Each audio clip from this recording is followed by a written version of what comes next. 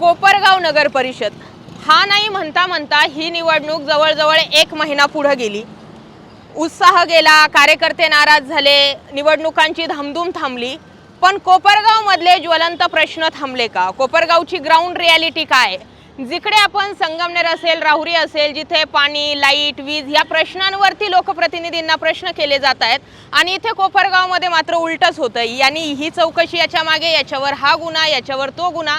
मुळात कोपरगाव असो किंवा कुठलाही राजकीय व्यक्ती असो, इथे धुतल्या तांदळाचा कोण आहे हा प्रश्न आहे, असा सर्वसामान्यांचा प्रश्न असतो। आणि त्यामुळे कोपरगावमध्ये मागच्या 5 वर्षांपासून आशुतोष काळे हे आमदार आहेत। इथली नगर परिषद कोल्हे गटाच्या ताब्यात आहे।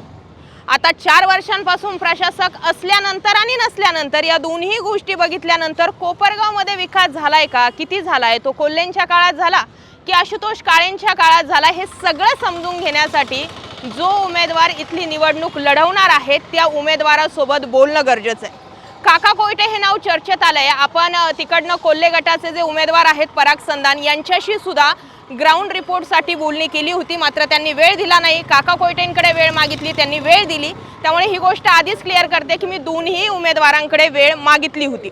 आज आपण काका कोयटे यांच्यासोबत ग्राउंड रिपोर्ट करणार आहे। गेल्या अनेक दिवसांपासून तुमचं नाव चर्चेत आहे। तुम्ही तिकडे होते तेव्हा त्यांच्यासाठी तुम्ही संत होते, इकडे आले तेव्हा वेगळ्या दिशेने ते तुमच्यावरती टीका करतायत। सध्याचं हे जे राजकारण चालू आहे ते तुम्हाला काय वाटतं? जेवढे डाग त्यांनी तुमच्यावर लावले ते खरे की तुम्ही काही वेगळं व्यक्तिमत्व आहे? पहिली गोष्ट म्हणजे मी त्यांच्याकडे कधीच नव्हतो। बरं। आदरणीय शंकररावजी कोल्हे होते त्यावेळेस मी त्यांचा कार्यकर्ता होतो। ते गेल्यानंतर बाकीच्यांचे विचार मला पटले नाही, त्याच्यामुळे मी राजकारणातून बाजूला झालो होतो। परंतु आशुतोष दादा काळे आमदार झाल्यानंतर या कोपरगावचा जो विकास व्हायला लागला त्या विकासाला आपण साथ दिली पाहिजे या उद्देशाने मी या निवडणुकीच्या रिंगणात उतरलेलो आहे। बरं, मला एक सांगा, बेसिक लोकांचे निवडणुकांना प्रश्न असतात, रस्ते, पाणी, लाईट। कोपरगावमध्ये या गोष्टी कितपर्यंत झाल्या आहेत आणि किती होणं बाकी?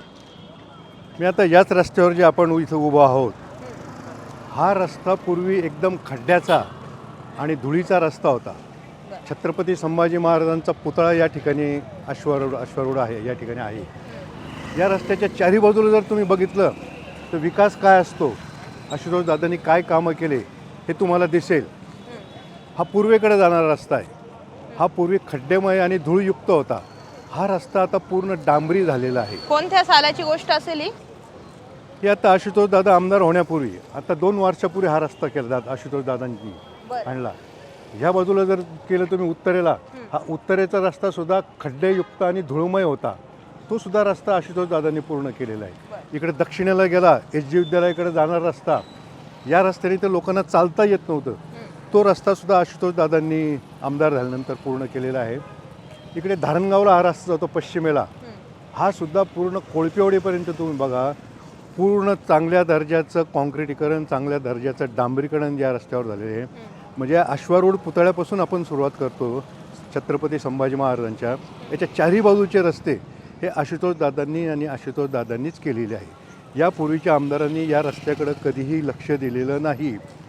आशुतोष दादांनी जो विकास केला कोपरगावचा, या आधीच्या आमदारांनी, माजी आमदार स्नेहलता कोल्हे यांनी कोपरगाव भकास करण्याचं काम केलेलं आहे। दादांच्या काळामध्ये जो विकास होतोय त्याच्यामुळे मी दादांकडे आकृष्ट झालो आणि या निवडणुकीच्या रिंगणात उतरलो। बरं, आम्ही आत्ता हा एक रस्ता बघतोय। तुम्हाला माहिती आहे मी एक रस्ता बघून समाधान मानणार नाहीये। मला तुमच्या कोपरगाव नगर परिषदे अंडर येणारे रस्ते पाहायचेत। इथल्या गटारी बंदिस्त आहेत की उघड्या आहेत ते पाहायचंय। इथे पाण्याची काय सोय केलेली आहे ते पाहायचंय आणि मगच मी तुमच्या बाबत काय आहे ते मत मांडू शकते। आता आपण पुढचा भाग कोणता पाहणार? माझंही तेच म्हणणं आहे की तुम्ही सगळं कोपरगाव बघा, एका रस्त्यावर अजिबात जाऊ नका। जी प्रचंड कामं आशुतोष दादांनी केलेली आहेत ती सुद्धा तुम्ही बघा। तुमची तयारी असेल तर आपण ग्रामीण रुग्णालय आहे जवळ, जे पूर्वी 30 खाटांचं होतं ते आता आशुतोष दादांनी 100 खाटांवर नेलेलं आहे। पूर्वी हे 30 खाटांचं सुद्धा रुग्णालय कोपरगावमध्ये नव्हतं। नगरपालिकेचा जो एक सरकारी दवाखाना ज्याला आम्ही म्हणायचो, एकदम साधा सुद्धा, त्याच्यामध्ये कोपरगावचे रुग्ण उपचार घ्यायचे। पण अशोक दादा आल्यानंतर, आशुतोष दादांच्या आधी अशोक दादा होते, त्यांनी 30 बेडचं रुग्णालय बांधलं आणि आशुतोष दादांनी तर त्याच्यावर आता कळस चढवला, 100 खाटांचं रुग्णालय या कोपरगावमध्ये होत आहे. तुमची तयारी असेल तर आपण ते देखील बघायला जाऊया. नाही, आम्ही ग्राउंडच रिपोर्ट करायला आलोय, आम्हाला ग्राउंडवरच जे आहे ते काम दाखवा. चला. कोपरगावमध्ये प्रश्न तयार झाला. आम्ही लांबून तुमची निवडणूक सगळी बघतोय. आशुतोष काळे दावा करतात की आम्ही 3,000 कोटींचं काम केलं. कोल्हे प्रश्न विचारतायत 3,000 कोटी कुठे आहेत? उत्तर मला तुमच्याकडून हवंय, 3,000 कोटी कुठे आहेत? आपण आता गावात फिरून मी तुम्हाला दाखवतो ना 3,000 कोटी कुठे आहेत. बरं. आमचं तर विरोधकांना सुद्धा आव्हान आहे. त्यांनी आम्हाला सांगितलं की विकास काय झाला हे सांगण्यासाठी आंबेडकर पुतळ्यावर या. आम्हाला नुसतं भाषणं करायचे नाही, त्यांनी आमच्याबरोबर कोपरगाव शहरामध्ये फिरावं. आम्ही त्यांना दाखवू आशुतोष दादांनी 3,000 कोटी कसे खर्च केलेले आहेत, किती उत्कृष्ट दर्जाचं काम झालेलं आहे. फिरावं त्यांनी, आपणही फिरू आता. बरं बरं, ठीक आहे. प्रॅक्टिकली काही गोष्टी बघितल्यानंतर कळतं. तुमच्यावर आणखी एक सातत्यानं आरोप होतो की तुमच्या घरातून गुन्हेगारी पार्श्वभूमी आहे. तुमचे पुत्र संदीप कोयटेंवरती म्हणे CBI चौकशी सुरू आहे. ठीक आहे, तुमच्या कार्यकर्त्यांनी क्लीन चिट दाखवली वगैरे ह्या सगळ्या गोष्टी. पण मला असा प्रश्न तयार होत, काही थकबाकीदारांनी तुमच्यावरती आरोप केलेत की आमची थकबाकी वगैरे वगैरे ह्या सगळ्या गोष्टी. या गोष्टींमध्ये तथ्य किती? या सगळ्या गोष्टी मॅडम हास्यास्पद आहे. जे थकबाकीदार आहेत माझ्या संस्थेचे, त्यांच्यावर मी कारवाई करणारच. आणि कारवाई केल्यानंतर त्यांना राग येतो आणि मग ते काहीतरी खोटे गुन्हे दाखल करतात. काहीतरी असं म्हणतात की आम्ही कर्जच घेतलेलं नाही, काकांनी आम्हाला फसवलंय. या सगळ्या गोष्टी सहकार खात्याने चौकशी केलेली आहे. न्यायालयात या गोष्टी सिद्ध झालेल्या आहे. एवढंच नव्हे, या सर्व आरोप करणाऱ्या माणसांनी ज्या ज्या ठिकाणी माझ्यावर न्यायालयात दावे केलेले आहेत त्यांना अनेक ठिकाणी दंड सुद्धा झालेला आहे. जे एक मोरे नावाचे कर्जदार आहेत त्यांना 2-2 हजार रुपयाचा 4 वेळा दंड न्यायालयाने ठोठावलेला आहे. उच्च न्यायालय तर त्यांनी खोट्या केसेस दाखल करतात म्हणून 50 रुपयाचा दंड उच्च न्यायालयाने सुद्धा त्यांना केलेला आहे. हे CBI ED याच्याकडे ते चौकशी करता अर्ज करतात. पण सगळी निवडणूक तुमच्या समता परिषदेवरच चालली आहे. नेमकं काही समजा ना आम्हाला, काय विषय हा सगळा? अतिशय महत्वाचा प्रश्न आहे मॅडम. मी कोपरगावमध्ये समता पॅटर्न राबवतो. समता पतसंस्था ही महाराष्ट्रातल्या टॉप 10 पतसंस्थांमधली पतसंस्था आहे. हे विरोधकांना सहन होत नाही. माझी सून समता इंटरनॅशनल स्कूल चालवती, ती सुद्धा जिल्ह्यामधली टॉपची स्कूल आहे. आणि या समता परिवाराच्या माध्यमातून मी जे काही सामाजिक कामं करतो आहे ते सामाजिक कामं समता या नावाने प्रसिद्ध होतात. त्याच्यामुळे ते समता या नावाची ॲलर्जी विरोधकांना झालेली आहे. सामाजिक कामं तुम्हाला सांगायचे म्हटले, आज कोपरगाव शहरातल्या निराधार, ज्यांना कोणी वारीस नाही, अशा शेकडो लोकांना माझे जेवणाचे डबे घरपोच जातात. रोज गरम गरम जेवणाचा डबा जातो, आदल्या दिवशीचा डबा परत घेतला जातो. गेल्या 7 ते 8 वर्षापासून हे समताच्या माध्यमातून सातत्यानं चालू आहे. कोरोनाच्या काळात सुद्धा 3.5 महिने कोपरगाव शहरातल्या नागरिकांना 1,000 जेवणाचे डबे पुरवण्याचं काम समतानं केलेलं आहे. या व्यतिरिक्त तुम्हाला जर सामाजिक कामं समताचे सांगायचे म्हटले, बस स्टँड, तर बस स्टँडच्या बाबतीत कसं चुकीचं बांधलं या विषयावर मी बोलेल. पण त्या बस स्टँडचं चुकीचं बांधलेल्या बस स्टँडचं सुद्धा सुशोभीकरण आम्ही समता पतसंस्थेच्या माध्यमातून केलं. आपण पाहिजे तर त्याही ठिकाणी आपण बघायला जाऊ. त्या ठिकाणी मी एक माणुसकीचं मंदिर बांधलेलं आहे. ते माणुसकीच्या मंदिराचा कन्सेप्ट असा आहे, गावातले धनिक लोक कपडे जुने झाल्यानंतर तिथं आणून देतात. फाटके कपडे आम्ही घेत नाही. जुने झालेले इस्त्री करून कपडे त्या ठिकाणी आणून द्यायचे आणि ज्यांना चांगल्या कपड्याची गरज आहे त्यांना ते कपडे देण्याचं काम आम्ही या माणुसकीच्या मंदिरात मार्फत करतो. हे सुद्धा समता माणुसकीचं मंदिर आहे. मी एक समता अभ्यास मंदिर बांधलेलं आहे कोपरगावात. बांधलेलं नाही, नगरपालिकेकडनं जागा घेतली. ते अभ्यास मंदिर असं आहे, स्टडी पॉईंट, त्याला सुद्धा नाव समता स्टडी पॉईंट किंवा समता अभ्यास मंदिर आहे. डॉक्टर बाबासाहेब आंबेडकर वाचनालयामध्ये 2 मजले मी त्याच्यात अद्ययावत केलेले आहे. गावातले ज्या विद्यार्थ्यांना शिक्षणाकरता, अभ्यासाकरता घरामध्ये जागा नाही, ते मुलं 170 मुलं त्या ठिकाणी येऊन अभ्यास करतात. त्यांना लागणारी लाखो रुपयाची पुस्तकंसुद्धा समताच्या माध्यमातून मी तिथं उपलब्ध करून दिलेली आहेत. MPSC, UPSC याचं मार्गदर्शन करण्याकरता वेगवेगळे तज्ज्ञ आम्ही त्या ठिकाणी आणतो. त्या विद्यार्थ्यांना मार्गदर्शन करण्याचं काम करतो. या व्यतिरिक्त साई सिटी परिसरामध्ये एक माजी खासदारांनी हॉल बांधलेला होता. तिथं आम्ही योग मंदिर, आरोग्य मंदिर सुरू केलेलं आहे. शेकडो पुरुष आणि स्त्रिया त्या ठिकाणी येऊन सकाळी संध्याकाळी योगा करतात. त्या ठिकाणी त्यांच्या आरोग्याची सुद्धा काळजी घेतली जाते. या व्यतिरिक्त समताच्या माध्यमातून शिर्डीला एक अनाथाश्रम आम्ही चालू केलेला आहे. समता साई आश्रय अनाथाश्रम असं त्याचं नाव आहे.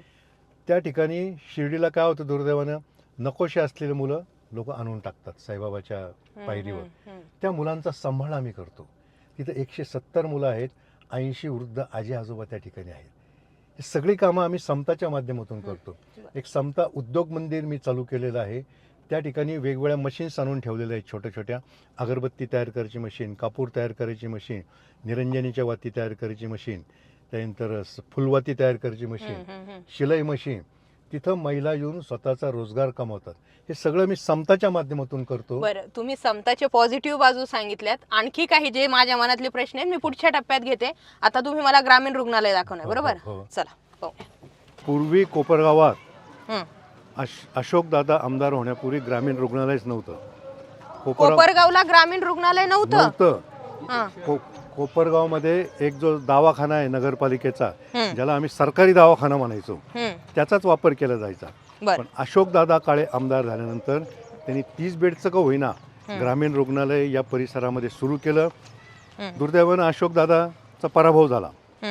पराभव झाल्यानंतर ज्या आमदार निवडून आल्या त्यांनी त्या ग्रामीण रुग्णालयाकडे अजिबात लक्ष दिलं नाही. म्हणजे मला आठवतं त्या काळात तक्रार यायच्या, नवजात बालक जर जन्माला आलं त्याचं स्वच्छ करण्यासाठी पाणीसुद्धा त्या ठिकाणी उपलब्ध नसायचं. आशुतोष दादा आमदार झाल्यानंतर त्यांनी या ग्रामीण रुग्णालयाकडे लक्ष दिलं. ग्रामीण रुग्णालयामध्ये तालुक्यातल्या सगळ्या रुग्णांना चांगले उपचार मिळायला लागले. त्याही पुढे जाऊन आशुतोष दादांनी आता 100 बेडचे हॉस्पिटलचं काम सुरू केले. बघा समोर तुम्हाला दिसतंय काम प्रगतीपथावर आहे. आता स्लॅब पडेल त्याचा. ते 100 रुग्णांकरता हे हॉस्पिटल आशुतोष दादांनी चालू केले. ही दृष्टी आशुतोष दादांकडे आहे. अशोक दादांनी 30 बेडचं ग्रामीण रुग्णालय बांधलं, ते श्रेय अशोक दादांना मिळू नये म्हणून नंतर निवडून आलेल्या आमदारांनी त्याच्याकडे पूर्णपणे दुर्लक्ष केलं. मला सांगा, 2 मंत्री कोपरगावचे घेतले जातात. शंकरराव कोल्हेंचं नाव घेतलं जातं, शंकरराव काळेंचं नाव घेतलं जातं. पक्ष दोन्ही सत्तेतले आहेत, बीजेपी राष्ट्रवादी पक्ष असेल. तुमच्या कोपरगावमध्ये बॅकलॉगला मला प्रश्नच विचारायला जागा नको होती. म्हणजे जर मंत्री इथे 2 होऊन गेले, इथे दोन्ही सत्ताधारी, बरं झालं तुम्ही अजून प्रशासकावर काही टाकलेलं नाही की हे काम प्रशासकामुळे झालं नाही म्हणून. तर असं माझं म्हणणं असं आहे की असं कुठलं कामच तुमचं बॅकलॉगला इतक्या काळापासून नको होतं. मॅडम 2 मंत्री जरी होऊन गेले तरी सत्ता ही आदरणीय शंकरराव कोल्हेंच्याच ताब्यामध्ये होती. बरं, आमदार तेच असायचे, नगरपालिका त्यांच्याच ताब्यामध्ये असायची. आतापर्यंत काळे गटाच्या ताब्यात नगरपालिका कधीही आलेली नाही. मध्यंतरी जरी शिवसेनेचे झावरे नगराध्यक्ष झाले, अपक्ष विजय वाडणे नगराध्यक्ष झाले, तरी नगरपालिकेत नगरसेवकांचं बहुमत हे कोल्हे गटाकडेच होतं. त्याच्यामुळे हे जे सगळं दुर्लक्ष झालेलं आहे याला पूर्णपणे कोल्हे गटच जबाबदार आहे. बरं, आता मला एक सांगा, अगोदर एकदा हे हॉस्पिटल सगळ्यांनी पहा, म्हणजे जे काम सध्या चालू आहे. तुम्हाला आपण आलो हा रस्ता पण नंतर करून घ्यावा लागेल. मला एक सांगा, आशुतोष काळेंची कामं पाहिले, कोल्हेंच्या ताब्यात नगर परिषद असताना त्यांनी काय केलं हेही आम्ही समजून घेतलं. काका कोयटे नगराध्यक्ष झाले तर ते काय करणार? कोपरगावचा विकास आणि विकास करायचं मी ठरवलेलं आहे. आशुतोष दादा जो प्रचंड निधी महाराष्ट्र शासनाच्या मार्फत कोपरगाव शहरामध्ये आणताहेत, त्याला आणखी गती कशी देता येईल आणि कोपरगाव विकसित कसं करता येईल याकडे मी लक्ष देणार आहे. आशुतोष दादांनी जेव्हा मला नगराध्यक्षपदाची उमेदवारी करण्याचा आग्रह धरला ते आधी मला अजितदादांकडे घेऊन गेले. अजितदादांनी मला सांगितलं, काका तुमचं सहकार चळवळीतलं काम मी बघतो, सहकारामध्ये तुम्हाला एवढं व्हिजन आहे, ते व्हिजन तुम्ही कोपरगाव शहराकरता वापरा. आणि मी त्यांना सांगितलं मी व्हिजन वापरील, पण माझं व्हिजन फार वेगळं आहे. म्हटलं दादा, म्हटलं आमचे कोपरगावचे लोक अनेक वेळा म्हणतात की कोपरगाव श्रीरामपूरसारखं झालं पाहिजे, कोपरगाव संगमनेरसारखं झालं पाहिजे. म्हटलं दादा मला माझं कोपरगाव बारामतीसारखं करायचं आहे. याच्यापुढे माझी कॉम्पिटिशन बारामतीशी असणार आहे. तर जसं बारामती विकसित झालं तसं कोपरगाव विकसित झालं पाहिजे, हे माझं स्वप्न आहे. इकडे पाण्याचा प्रश्न मोठ्या प्रमाणावरती आहे की इथे बॅनर जे होते ते झळकवले होते की संगमनेरमध्ये जसं रोजचं पाणी येतं तसं कोपरगावमध्ये काय येत नाही. कोपरगावचा पाणी प्रश्न आतापर्यंत का सुटला नाही? कोपरगावचा पाणी प्रश्न हा अनेक वर्ष रेंगाळलेला आहे. एकेकाळी कोपरगाव शहरातल्या लोकांना रेशनवर सुद्धा पाणी घेण्याची वेळ आली होती. पण त्यावेळेस जे आमदार होते त्या आमदारांना त्याचं जो काही दोष आहे तो द्यावा लागेल. परंतु आशुतोष दादा आमदार झाल्यानंतर त्यांनी पहिलं सगळ्यात मोठं ऐतिहासिक काम कोपरावच्या दृष्टीनं जर केलं असेल, जे 5 नंबरचं तळं आहे, आमच्याकडे 5 पाण्याचे साठवण तलाव आहेत, त्यातला 5 नंबरचा तलाव हा सगळ्यात मोठा आहे. त्या तलावाचं 5 नंबरच्या तलावाचं काम त्यांनी सुरू केलं. आधी 4 तलाव होते. ते 5 नंबरच्या तलावाचं काम सुरू केल्यानंतर त्याची माती कुठे टाकायची हा प्रश्न होता. ती माती उचलायला जवळपास 10 कोटी रुपये लागणार होते. आशुतोष दादांनी ती माती सगळी समृद्धी महामार्गाच्या कॉन्ट्रॅक्टरला उचलायला लावली. ते 10 कोटी रुपये कोपरावच्या जनतेचे वाचवले आणि 5व्या तळ्याचं जे काम केलं, नुसतं खोदाईने केली, त्या 5व्या तळ्याला चारी बाजूनी कॉन्क्रिटीकरण केलेलं आहे. त्याच्यामुळे जे कोपरावचं पाणी कोपरावकरांना 20 ते 22 दिवसांनी पाणी येत होतं, ते आता किमान 4 दिवसाआड तरी यायला लागलेले. आणि याच्यानंतर सुद्धा जे काही बाकीचे 4 तलाव राहतात, त्या 4 तलावापैकी तलाव क्रमांक 3 आणि 4 याचंही कॉन्क्रिटीकरण आता सुरू होणार आहे. आणि तलाव क्रमांक 1 आणि 2 या ठिकाणी सोलर प्लांट उभारला जाणार आहे. त्या सोलर प्लांटच्या माध्यमातून पाणी पुरवठा करण्याकरता जी वीज लागती, त्या विजेवर जो काही नगरपालिकेचा खर्च होतो तो वाचणार आहे. एवढं व्हिजन आशुतोष दादांचं आहे. त्याच्यामुळे मी त्यांच्या नेतृत्वावर आकृष्ट झालो आहे. कोपरगावकरांनो, माझा तुमच्यासाठी प्रश्न आहे. यांनी जसं सांगितलं की कोल्हे सत्तेत असताना पाण्याचा प्रश्न सुटला नाही, आशुतोष काळे आमदार झाल्यानंतर किमान आता 4 दिवसांवरती पाणी येतंय, जे पहिल्यांदा 20 ते 22 दिवसांनंतर येत होते. हा प्रश्न माझा तुम्हाला आहे, 4 दिवसांनी तुम्हाला पाणी येतंय की काका कोयटे फक्त बोलून हा विषय पुढे नेत आहेत? हा प्रश्न मी तुम्हाला टाकते. आता तुम्ही जर खरं खरं सांगितलं असेल तर ते सांगतील. जनतेला विचारा तुम्ही. बरं, मला एक सांगा, कोविडच्या काळामध्ये जी काही समजा कामं झाली असतील किंवा जे काही लोकांच्या कामी आले असतील, दोन्ही पक्ष इथे कामाला आले की फक्त एकच? आशुतोष दादांनी कोविडच्या काळामध्ये इथे ऑक्सिजन प्लॅन्ट उभा केला. त्यानंतर आपलं साई तपोभूमी इथे रुग्णांसाठी एक विलगीकरण कक्ष मोठा उभा केला. त्याच्या आधी त्यांनी SJM कॉलेजच्या हॉस्टेलमध्ये रुग्णांसाठी सुविधा उपलब्ध करून दिल्या. त्या तिथं ऑक्सिजनची सुविधा, जेवणाची वगैरे. मला एक सांगा, तुमच्या इथे घड्याळ मला दिसतंय, काका कोयटे तुमचे नव्हते.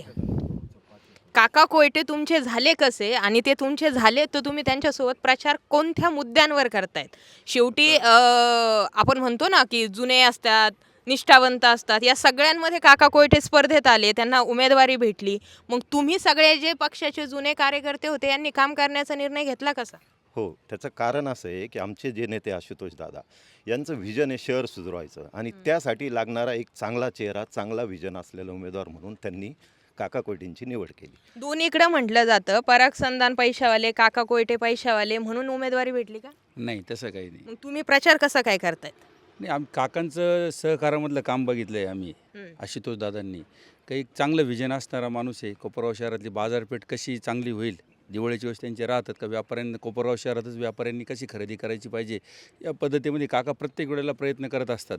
पुढे मागे शेतकऱ्यांसाठी मशिनरी वगैरे त्याचं मोठं त्यांनी प्रदर्शन भरवलं. अशा प्रकारचं उद्दिष्ट काकांचं आहे. आणि आशुतोष दादांचं सुद्धा तेच उद्देश आहे का कोपरगाव शहरामध्ये चांगल्या प्रकारचं म्हणजे विकास झाला पाहिजे. म्हणून ही जोडगोळी जी आहे, हे कोपरगाव शहरातला 100% विकास करणार, यात काही शंका नाही. याच्यात आणखी एक सुधारणा मी करतो.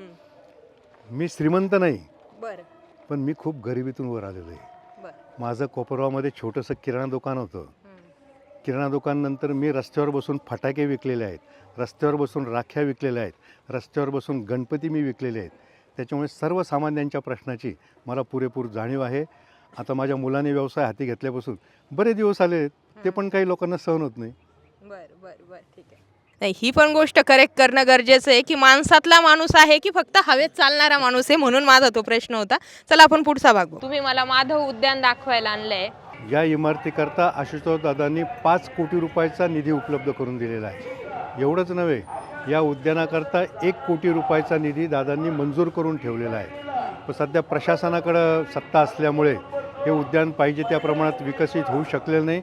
पण आमची सत्ता आल्यानंतर हे उद्यान कोपरावतलंच नव्हे, नगर जिल्ह्यातलं क्रमांक 1चं उद्यान म्हणून आम्ही हे विकसित करायचं ठरवलेलं आहे. नगर परिषदेची इमारत बांधली आहे? हो. याआधी कुठं होती? याआधी इथंच होती, जुनी इमारत होती, पडलेली होती, खूप वर्षापासून जीर्ण अवस्थेमध्ये होती ती इमारत. त्याच्यामुळे सध्याचं नगरपालिकेचं कार्यालय हे आमचा सरकारी दवाखाना ज्याला आम्ही म्हणतो, पूर्वीचं ग्रामीण रुग्णालय, त्या ठिकाणी चालू आहे. बरं. आणि या उद्यानाचं अजून उद्घाटनच झालेलं नाही? उद्घाटन झालेलं नाही. ठीक. एक मुद्दा तुमच्या इकडे गाजला की आकांनीच काकांना इकडे आणलं. काय विषय? आका कोण आहे मला तर काही माहीत नाही त्यांच्या दृष्टीने, बरं. पण मला असं वाटतंय कोपरगावचा जो दहशतवाद बोकाळलेला आहे, हा. गुंडगिरी बोकाळलेली आहे, याचा आका विरोधी पक्ष नक्की आहे. बरं. आका कोण आहे मला माहीत नाही, पण मी कोपरगावकरांचा लाडका काका आहे आणि होणार हे नक्की. बरं. सुभाषनगर नाव आहे, शेजारी संजय नगर आहे. वर्षानुवर्ष ह्या लोकांची मागणी आहे की या जागेचे उतारे आमच्या नावावर झाले पाहिजे. परंतु 40 वर्ष कोले गटाची सत्ता होती, त्यांनी त्याच्याकडं कधीही लक्ष दिलं नाही. बरं. या झोपडपट्टी एरियातले, मी पूर्वी जेव्हा प्रचाराला जायचो, मी जेव्हा राजकारणामध्ये होतो, या भागामधल्या लोकांच्या तक्रारी आणि तक्रारीच मला ऐकायला मिळायच्या की आमच्याकडे रस्ते नाही, आमच्याकडे गटर नाही, घरातलं सांडपाणी सध्या रस्त्यावर येत आहे. परंतु सध्या जर आम्हाला तुम्ही बघितलं, विरोधक जे म्हणतात ना 3000 कोटी रुपयाचा निधी कुठे गेला, तो अशा ठिकाणी गेलेला आहे. हे कामं दृश्य नाही, तर छोट्या छोट्या गल्ल्यांमध्ये 1.5-2 फुटा 2-2 फुटाच्या सुद्धा ज्या गल्ल्या आहेत, तिथं आशुतोष दादांच्या निधीतून कॉन्क्रिटीकरण झालेलं आहे. तिथं पेव्हर ब्लॉक बसवण्यात आलेला आहे. सांडपाण्याचा जो मुद्दा होता, या भागामध्ये आता गटरच राहिलेलं नाही, गटारमुक्त झालेलं आहे सगळं. गटार नाही तर मग त्या गेल्या कुठं, त्या सगळ्या गटारींवर सुद्धा कॉन्क्रिटीकरण झालेलं आहे. गटारींवर पेव्हर ब्लॉक टाकले गेलेले आहेत. अंडरग्राऊंड ड्रेनेज त्या ठिकाणी झालेलं आहे. त्याच्यामुळे हा जो काही एरिया आहे, सर्वसामान्य लोक राहतात, या भागातले लोक आशुतोष दादांवर प्रचंड खुश आहेत. मला सांगा, या कोपरगाव नगर परिषदे अंडर सार्वजनिक स्वच्छतागृह किती आहेत? इथे सार्वजनिक लोक जे असतात, शेतकरी वगैरे असतात, त्या सगळ्यांना बसण्यासाठी काही बाजारपेठ वगैरे आहे का? हे माझे बेसिक 2 प्रश्न आहेत. बसण्यासाठी बाजारपेठ म्हटलं तर आहे, म्हटलं तर नाही. हां. सार्वजनिक स्वच्छतागृहांचा जो प्रश्न आहे, अनेक वेळा तो मांडण्यात आला, पण मी आत्ताच सांगितलं तसं त्याच्याप्रमाणे नगरपालिकेची सत्ता ही सातत्यानं कोल्हे गटाच्या ताब्यात होती. त्याच्यामुळे सार्वजनिक शौचालयाकडे त्यांनी दुर्लक्ष केलेलं आहे. पण आमच्या 100 दिवसांच्या कामामध्ये आम्ही जे काही काम जाहीर केलेलं आहे, आमचा जाहीरनामा, त्याच्यामुळे पहिल्या 100 दिवसामध्ये गावातला पार्किंगचा प्रश्न सोडवायचा, गावातले जे मोकाट जनावरं आहे त्यांना कोंडवाड्यामध्ये टाकायचं, त्याचबरोबर सार्वजनिक स्वच्छतागृह बांधायचे. हा आमचा पहिल्या 100 दिवसातला कार्यक्रम आहे. या ठिकाणी तुम्ही सार्वजनिक बाजारचा विषय काढला, यांनी बाजार बसण्यासाठी कंपोस्ट डेपोमध्ये ओटे बांधले. म्हणजे कसे चुकीचे लोक कसे निवडले गेलेले, त्याचे अनेक उदाहरणं आहेत. त्याच्यामधलं एक उदाहरण, कंपोस्ट डेपोमध्ये बाजार करता ओटे बांधले. त्या बाजार ओट्यावर कोणीही बसत नाही, त्या ठिकाणी वेगवेगळे गैरप्रकार चालतात. त्याच्यामुळे ते बाजार ओट्याकरता जो काही निधी आणला माजी आमदार त्यांनी, तो सुद्धा वाया गेलेला आहे. कोपरगाव नगर परिषदेमध्ये गार्डन किती आहेत, उद्यानं किती आहेत का? नाहीतच. जवळपास नाही आहे, पण मी ज्या प्रभागामध्ये राहतो, ज्या प्रभागामध्ये माझ्या विचाराचे नगरसेवक सर्वाधिक मताधिक्यानं निवडून येतात, त्याला निवारा सुभद्रानगर परिसर म्हणतात. तो प्रभाग क्रमांक 3 आहे. त्या ठिकाणी जेवढ्या ओपन स्पेसेस आहे, त्या प्रत्येक ओपन स्पेसेसमध्ये मी कुठं गार्डन बांधलं, कुठं महादेवाचं मंदिर केलं, कुठं बजरंगबलीचं मंदिर केलं, कुठं देवीचं मंदिर केलं. लहान मुलांना खेळण्यासाठी क्रीडांगणसुद्धा त्या ठिकाणी मी केलेलं आहे. लहान मुलांना खेळण्यासाठी काही खेळणी मी त्या ठिकाणी आणून ठेवलेली आहे. ज्येष्ठ नागरिकांना बसण्यासाठी विरंगुळा केंद्र मी त्या ठिकाणी केलेलं आहे. त्याच्यामुळे तो परिसर खूप विकसित झालेला आहे. ओपन स्पेसेसमध्ये पूर्ण पेव्हर ब्लॉक टाकले गेलेले आहे. हे सगळं मी समता पतसंस्थेच्या माध्यमातून केलं आणि माझा निवारा प्रभाग क्रमांक 3 जसा विकसित झालेला आहे, तसं सगळं कोपरगाव मला विकसित करायचं आहे. काका, तुमच्यावर एक सातत्यानं आरोप झाला. तो आरोप असा की तुम्ही तिकडनं इकडं आले कारण तुम्हाला तिकडे नगराध्यक्ष पदाची उमेदवारी दिली गेली नाही. तुम्हाला नगराध्यक्ष व्हायचं होतं म्हणून तुम्ही इकडे आले की काही वेगळी कारण आहे? पहिली गोष्ट म्हणजे मी तिकडं कधीच नव्हतो. आदरणीय शंकररावजी कोले होते त्यावेळेस मी त्यांचा कार्यकर्ता होतो. आता आशुतोष दादांनी जे काही कामं केलेले आहे, त्या कामाला गती मिळाली पाहिजे यासाठी अजितदादांनी सुद्धा मला विनंती केली म्हणा किंवा आदेश केला म्हणा. त्याच्यामुळे आणि आशुतोष दादांचं जे काही आदर्शवत काम चालू आहे त्याच्यावर आकृष्ट होऊन मी ही नगराध्यक्षपदाची उमेदवारी स्वीकारलेली आहे. तुमचे समर्थक असतील किंवा चर्चेचा भाग म्हटलं तर लोक म्हणतात जे विवेक कोल्हे आधी काका कोयटेंच्या पाया पडायचे तेच विवेक कोल्हे आता काका कोयटे कसे चुकीचे उमेदवार आहेत, त्यांनी काय केलं कसं केलं हे सगळं सांगतायत. विवेक कोल्हेंसोबतचे संबंध तुमचे कसे राहिले? पूर्वीचे संबंध माझे चांगलेच होते. अजूनही त्यांनी राजकारणाच्या पलीकडे संबंध जपायचं ठरवलं तर माझी त्याला निश्चितपणे तयारी आहे. पण जो काका आधी त्यांना चांगला वाटत होता त्या काकाच्या द्राक्ष आता त्यांना आंबट वाटायला लागलेले आहेत. त्याचं कारण मलाच समजत नाही. मग ऐन वेळी तुम्ही उमेदवार जिथे त्यांनी घोषित केले ते उमेदवार निघून येतात, तुम्ही निघून येतात, वाईट वाटणार ना? वाटणार ना, पण त्यांना ना हो त्यांना त्यांना वाईट वाटलंच पाहिजे. हां. त्यांनी काय काय चुका केल्या आहे हे त्यांच्या लक्षात आलंच पाहिजे आणि ते जनता नक्की दाखवून देणार आहे. त्यांनी आणि त्यांच्या मातोश्री स्नेहलताताई कोल्हे यांनी काय काय चुका केलेल्या आहेत ते मी तुम्हाला, आता आपण बस स्टँडच्या जवळ आलेलो त्याच्यातलं एक चांगलं उदाहरण मी तुम्हाला दाखवेल त्यांनी काय चुका केलेल्या आहेत. मगाशी बोलताना मला आता म्हटले की तुम्हाला दाखवतो बस स्टँडचा त्यांनी कसा खेळखंडोबा केलाय. नेमकं बस स्टँडला काय केलंय त्यांनी? हा, हे बघा. एकही गाळा नाहीये ते. आणि फ्रंट गाड्या तिकडच्या बाजूने गेले हा संगमनेरला तुम्हाला जे समोर फ्रंटला गाळे दिसत आहे हा हा ते गाळे इथं करू शकत होते पण केले. काका काय विषय हा? कोपरावचं बस स्टँड ही कोपरावातली सर्वात चांगली मोक्याची जागा आहे. पण त्या मोक्याच्या जागेचं खरं तर दुरुपयोग झालेला आहे. बस स्टँड जे बांधलेलं आहे माजी आमदार ताईंच्या काळामध्ये हे बस स्टँड बांधलं गेलं, पण ते इतकं चुकीचं बांधलं गेलं. तुम्ही बघा, आपण ज्या रस्त्याने येतो आहे हा रस्ता सुद्धा प्रशासनाने धड केला नाही. आणि नगरपालिकेची जी काही याची बस स्टँडची जी काही रचना आहे गाड्या पलीकडच्या बाजूला लागतात, म्हणजे उलट्या बाजूनी बस स्टँड बांधलं गेलेलं आहे. आणि या मोक्याच्या जागी कोपरावातले जे विस्थापित आहे, ज्या टपरीधारकांना उठवण्यात आलं त्या सगळ्या टपरीधारकांची सोय या ठिकाणी होऊ शकली असती. जवळपास 2 ते 2.5 टपरीधारक आहेत. या सगळ्या याला 2 बाजूनी हायवे आहे, उत्तर बाजूनी हायवे आहे, पूर्व बाजूनी हायवे आहे, मोठा रोड आहे. या ठिकाणी सगळे गाळे कोपरावातल्या सगळ्या विस्थापितांचं पुनर्वसन या ठिकाणी होऊ शकलं असतं. जसं संगमनेरला झालेलं आहे, सिन्नरला झालेलं आहे. तिथले बस स्टँड, तिथं झालेले गाळे आणि त्याचं सुशोभीकरण जर बघितलं तर आम्हाला आमच्या या कोपरावचा खेद वाटतो नक्की. या बघा, बस स्टँडला या बाजूला हा, मी हे जसं बघा. तुम्हाला समताचं सांगितलं ना, याची ॲलर्जी होती. ते चुकीचं जरी बस स्टँड असलं याचं सुशोभीकरण आम्ही समताच्या माध्यमातून करण्याचा प्रयत्न केलेला आहे. बरं, मला एक सांगा, तुम्ही आता म्हटले ना संगमनेरचं बस स्टँड जाऊ द्या, पण जे साधे बस स्टँड आहे तिथे सुद्धा गाळे हे बस स्टँडच्या खाली आहे, राहतात. असतं ना. याचा एंट्रन्स कुठून? इथे मी तर 4 बाजून वेगवेगळे बघू राहिले. पल्लीकडून एंट्रन्स कुठे पण ते असं समजत कसं काय केलंय नेमकं? तो प्रश्न त्यांनाच विचारावा लागेल ना आपल्याला. हा, म्हणजे ज्यांनी कोल्हे गटाकडूनच जर बांधलं गेलंय तर हे नेमकं बस स्टँड असं का बांधलंय? एक तुमचा व्हायरल व्हिडिओ करा की बस स्टँडला एकही गाळा का नाहीये, याचा एंट्रन्स असा का आहे, यावरती उत्तर तुम्ही तुमच्या व्हिडिओच्या माध्यमातून द्या. कारण हे प्रश्न उपस्थित करताय म्हणून मी तुम्हाला विचारत नाहीये. मला स्वतःला समजत नाही की नेमकं हे केलंय कसं काय. याच्यामध्ये सुद्धा आम्ही हे सुशोभीकरण केलंय ना, स्टोन गार्डन बरेच दिवसापूर्वी केले. तो पण तेव्हा काय काकाला नगरपालिकेला उभं राहायचं नव्हतं, आटोक्यात विषय नव्हता. बरं कोपरगाव शहरासाठी चांगलं काम करायचं म्हणून सुशोभीकरण केलं.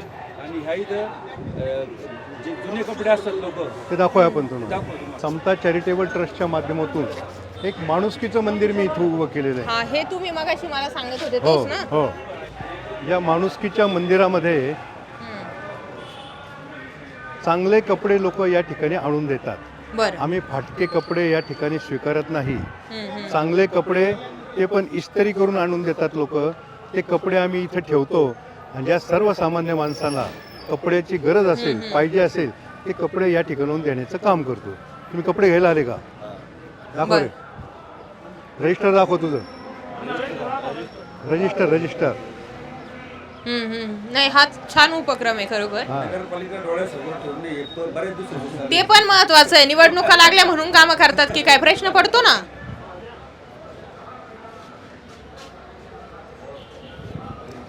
कोणी येऊन कपडे घेऊन जायचे असं नाही. ज्या माणसाला कपडे दिले त्याच्या नावाची नोंद केली जाते. बरं. आणि प्रत्येक माणसाला एकच कपडा दिला जातो. तुम्ही आता कपडे घ्यायला आले इथं, तेव्हा असे सर्वसामान्य लोक या ठिकाणी कपडे घ्यायला येतात. अशा हजारो लोकांना आम्ही कपडे देण्याचं काम करतो. हम्म. अर्थात हे जनतेकडूनच हे कपडे येतात, हो हो हो पण पण त्याची एक व्यवस्था माध्यम उपस्थित माध्यम कर मी या ठिकाणी केलेलं आहे. ठीक आहे. कपडे हे व्यवस्थित असतात का? चालतं ना, चांगली व्यवस्थित आहे. बरं. हे जो स्टॉल इथे हे लावलेला आहे हा किती वर्षांपासून? भरपूर वर्षापूर्वी इथे. बरं. काका कोयटे निवडणुकीला उभे राहिले म्हणून नाही लावलेला? नाही नाही नाही कायमस्वरूपी. ते महत्वाचं आहे. ठीक आहे. चल. हे जे सुशोभीकरण केलं ना आम्ही बस स्टँडचं सुद्धा चुकीचं बांधलेलं बस स्टँड असेल, पण त्याचं सुद्धा सुशोभीकरण करण्याचा प्रयत्न आम्ही या ठिकाणी केलेला आहे की याच्या माध्यमातून जे काही कोपरावामध्ये प्रवासी येतात त्या प्रवाशांचं कोपरावाविषयी वाईट मत होता कामा नये याचा प्रयत्न आम्ही केलेला आहे. आणि हे असं जे नाव प्रत्येक ठिकाणी विरोधकांना दिसतंय ना, समतापद संस्था, या नावाची ॲलर्जी झाली विरोधकांना, त्याच्यामुळे समतावर हल्ले करण्याचा, चुकीचे हल्ले करण्याचा प्रयत्न करतायत ते. असे अनेक कामं आहेत कोपरावात मी केलेले. तुम्ही माझ्या पतसंस्थेजवळ जर आलात, सगळ्या रस्त्याला डिवायडरचं मी सुशोभीकरण केलेलं आहे. आमच्याकडे येताना जो खंदक नाला म्हणून नाला लागतो, कोपरगावात नागरिक येताना त्यांना तो खंदक नाला नजरेस पडायचा. त्या खंदक नाल्यात साचलेला गाळ, तिथं येणारे गुरं डुकरं हे नजरेस पडायचे. त्या खंदक नाल्याचं सुद्धा मी सुशोभीकरण केलेलं आहे. तर तिथं सुद्धा सुशोभीकरण कोणी केलं तर समतापद संस्थेचं नाव मी लावलेलं आहे. त्याच्यामुळे या समता नावाची ॲलर्जी विरोधकांना होती. बरं याचं बरं. उद्घाटन सुद्धा विकी कोहलीने केलेले. हां अच्छा. हा त्यावेळेस खूप कौतुक झालं होतं. नाही बरोबर आहे. बाहेरच्या लोकांना घेणं देणं नसतं हे कुणी केलंय काय केलंय, पण शेवटी नाव ठेवताना अख्ख्या कोपरगावला ठेवलं जाणार ना. लोकांना थोडी माहिती आहे कुणी उद्योग हा सगळा केलेला आहे म्हणून. मॅडम, या बस स्थानकावर मी एक अनोखा उपक्रम असा करतो समतापद संस्थेच्या माध्यमातून. एस टीमध्ये जे प्रवासी येतात ना, पाणपोय अनेक ठिकाणी आहेत महाराष्ट्रात, भारतामध्ये हजारो पाणपोय असतील. समतापद संस्थेची जी काही पाणपोई लागते त्या पाणपोईतले मुलं फिल्टर वॉटर एस टीच्या प्रवाशांना एस टीमध्ये जाऊन देतात. उन्हाळ्यामध्ये एस टीमधून जर प्रवाशाला उतरायचं असेल तर त्याला त्याचं शीट जाण्याची भीती असते, सामान चोरीला जाण्याची भीती असते, एस टी निघून जाण्याची भीती असते. ते ओळखून आम्ही समतापद संस्थेचे कर्मचारी एस टीमध्ये जाऊन पाणी देतात एस टीच्या बरं. प्रवाशांना. फ्रीमध्ये ना? फ्रीमध्ये, पैसे घ्यायचं फ्रीमध्ये काय. हा ते महत्वाचं. आणि मॅडम, असं पाणपोईचा उपक्रम मी सोमवारी जो आठवडे बाजार असतो कोपरावचा, समताची हातगाडी जाती, त्या हातगाडीमध्ये फिल्टर पाण्याचे जार भरलेले असतात. जे ग्रामीण भागातून व्यापारी माल विकायला कोपरावमध्ये येतात त्यांना ते पाणी दिलं जातं. किंवा जे खरेदी करण्याकरता ग्राहक येतात त्यांचीसुद्धा पाण्याची सोय केली जाते की जेणेकरून कोपरावची बाजारपेठ सुधारावी, बाजारला आलेल्या बाजार करू लोकांना सुविधा उपलब्ध व्हावी, अशा उद्देशाने हे समतापद संस्थेचे उपक्रम आहे. ठीक. अरे खरंच बारीक एकदा हा रस्ता दाखवा. कोण म्हणन अशा अहो बस स्टँड कमीत कमी तुमच्या जिल्ह्यातले हेवे दावे, तालुक्यातले हेवे दावे राहू द्या, बाहेर येणारे लोकांना कमीत कमी बस स्टँड तरी चांगलं दाखवा. तुम्ही जसं म्हटले ना बारामतीशी कंपॅरिझन, बारामती लांब राहू द्या पण ग्राउंड लेवलला पण अशी परिस्थिती नाही हो. काम करायचंय निवडून आलं. दादांनी रस्ते चांगले केले, बस व्यवस्थित बस स्टँडपर्यंत येते. आणि रात्री लोक झोपेतून उठतात इथं की गाडी आदळल्यामुळं बस स्टँडमध्ये की कोपरगाव आलं कळतं त्यांना. बरं बस स्टँडपर्यंत गाडी व्यवस्थित येते.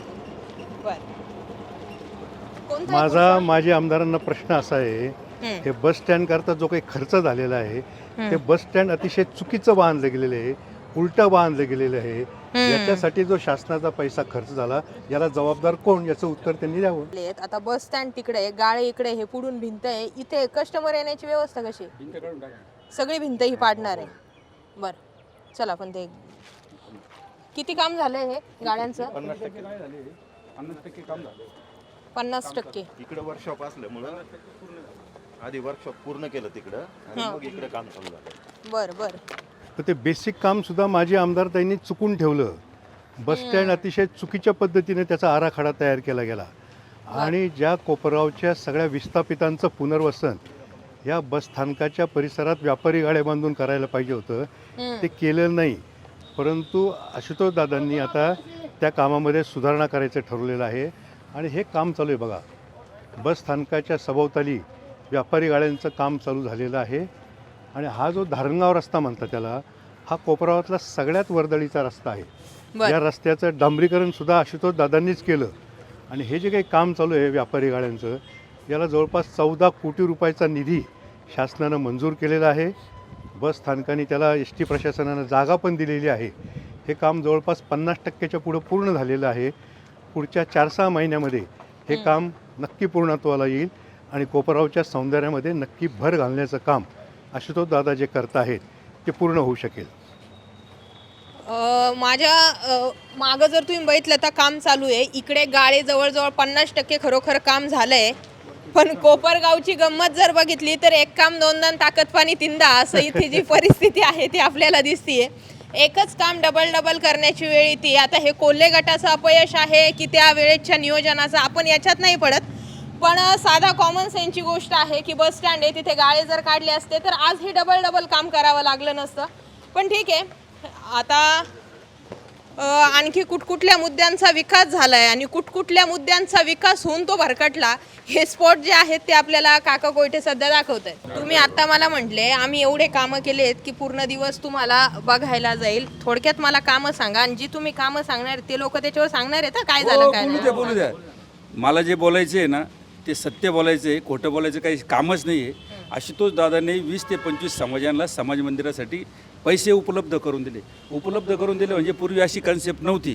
पूर्वीच्या आमदारांना ते सुचलं नाही, पण आशुतोष दादांनी प्रत्येक समाजाचे जे काही महत्त्वाचे लोक होते ते घटक होते त्यांना बोलवलं आणि त्यांना 10-10, 20-20, 30-30, 40-40 लाख रुपयाचा निधी उपलब्ध केला आणि ते बांधकाम झालेले आहे आत्ता.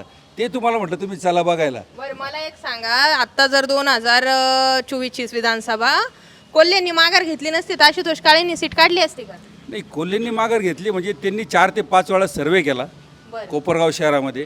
त्यांना आउटपुट दिसाना आणि त्याच्या त्या मागच्या आमदारकीच्या निवडणुकीच्या आधी शिक्षक मतदारसंघाचं जी निवडणूक झाली होती त्याच्यात त्यांचा पराभव झाला होता आणि त्यांना भीती वाटली का आज तर सर्वे आपला उलटा येतोय, आपण पडणारच आहे आशुतोष दादाच्या विकास कामांमुळं. त्याच्यामुळे त्यांनी स्वतःहून माघार घेतली. आशुतोष दादा त्यांच्याकडे माठेमध्ये म्हणायला गेले नाही कधी. त्यांनी स्वतःहून आपला दुसरा पराभव झाला तर आपलं नाचक्य होईल म्हणून त्यांनी थांबून घेतलं. एक तरुण व्यापारी आमचं काय म्हणतो बघा. हां खरंच कोपरगावाला खूप बिझनेसची गरज आहे. एखाद्या गावात बिझनेस वाढला तर ऑटोमॅटिक प्रगती होती त्या गावाची. त्यामुळे या गावात बिझनेसची खूप गरज आहे. आता काका जरी पहिले राजकारणात नव्हते तरी कुठं नव्हते तर मी हे फक्त काका निवडून यावे ह्याच्यामुळे मी म्हणत नाही आहे. फक्त माझा एक जेन्युइन फीडबॅक असा आहे काकांबद्दल का त्यांनी व्यापारासाठी कोपरगावात व्यापारासाठी खूप काम केलं आहे. दर दिवाळीत काका छोटे कामांना लक्ष देऊन ते लकी ड्रॉ असो किंवा छोटे व्यापारी कसं बिझनेस करेल कोपरगावमध्ये, बाहेरचे लोक कोपरगावात कसं खरेदीसाठी येतील याच्यासाठी खूप छोटं काम केलेलं आहे. आता एकच अनुभव सांगेल, आम्ही एक कार्यक्रमात होतो. त्या कार्यक्रमामध्ये आम्ही कार्यकर्ते होतो सगळे, म्हणजे छोटे काम. आमच्या एक कार्यकर्त्यांनी एक मेसेज सहज टाकला व्हॉट्सअपमध्ये का कोणाला शक्य असेल तर 10 मिनटं यावे, आमचं साऊंड चेकचं काम आहे, खुर्च्या बरोबर आहेत का नाही, कुठं काय व्हावं हे सगळं छोटे काम आहेत, याच्यासाठी ज्यांना शक्य असेल त्यांनी यावेत. तिथं थोड्या वेळात काका हजर झाले एका कार्यालयात. सगळ्यांनी विचारलं काका तुम्ही कसे? अरे म्हणे तूच तर टाकलं का ज्यांना शक्य असेल छोटे काम आहेत त्याच्यासाठी यावेत. तर या छोटे कामांवर पण काकांनी एखाद्या हातात काम घेतलं तर छोटे कामांवर पण ते काकांचं लक्ष असतं. हा माझा पर्सनल अनुभव आहे आणि मी 17व्या वयापासून माझा बिझनेस करतोय. मी या गावात जो या गावाच्या प्रगतीकडे लक्ष देईल त्याला निवडून द्यायचं. मग काका कोयटे देतात लक्ष? हो 100%. आता राजकारणात नसतानाही आमच्याकडे लक्ष दिलेलं आहे, तर ते तर राजकारणात आल्यावर किंवा त्यांना नगरपालिकेचं सीट किंवा ह्याच्यात आल्यावर तर 100% आम्हाला. जसं मी म्हटलं की ही सगळी निवडणूक जी आहे ती नगर परिषदेच्या अंडर येते, तर लोकांच्या नागरिक समस्या काय, त्यांना काय पाहिजे असतं? पुढाऱ्यांकडून लाईट, पाणी, रस्ते, बस स्टँड चांगलं. आता ह्या बस स्टँडचं जसं मी म्हटलं एक काम दोनदा ताकद पाणी तीनदा यांनी केलेलं आहे, पण हरकत नाही. देर आहे दुरुस्त आहे. इथे गाड्यांचं काम सुरू आहे. जो रस्त्यांवर आपण चालतोय त्याचं कॉन्क्रिटीकरण होणार असं त्यांचं म्हणणं आहे.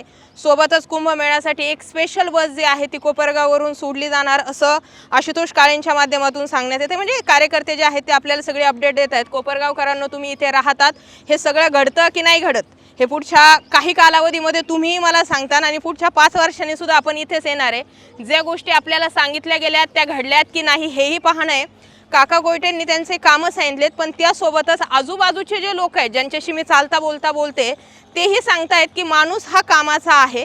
त्यामुळे या सगळ्या गोष्टी बघता जसे यांनीच प्रश्न तयार केले की कोल्हेंचं जर काम होतं तर त्यांनी विधानसभा सोडायला नको होती. आणि मीही हा प्रश्न वारंवार उपस्थित केलेला आहे की विधानसभा सोडणं ही पहिली चूक.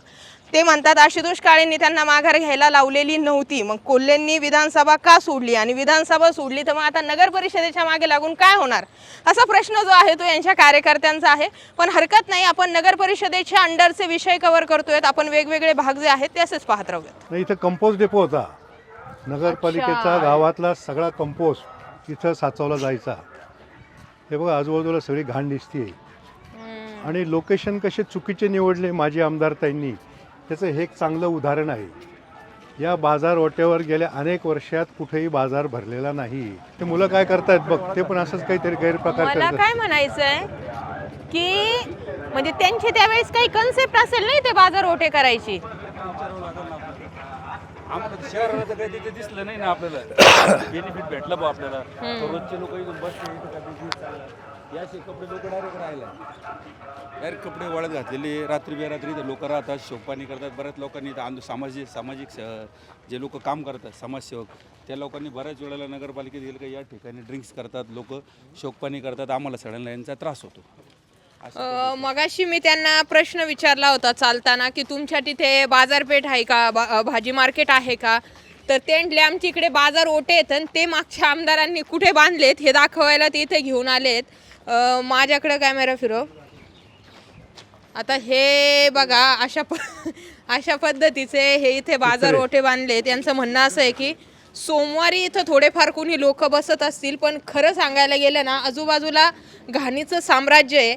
माझ्या समोरून इथून डुकरं पळत होते आणि या ठिकाणी जे आहे ते भाजी मार्केट जे आहे ते थोडक्यात त्यांनी इथे सुरू केलं आहे. म्हणजे कुठला दृष्टिकोन होता मला माहीत नाही, क्लिअरिफिकेशन नंतर ते देतील जर हा व्हिडिओ ते बघत असतील तर, की नेमकं हे बाजार ओटी इथे बांधण्यामागचा हेतू तुमचा काय होता. दारू प्यायला बसते दारू प्यायला स्थानिक रहिवासी, हे स्थानिक रहिवासी इथले. आणि वायफट धंदे इथं रात्री चालतात.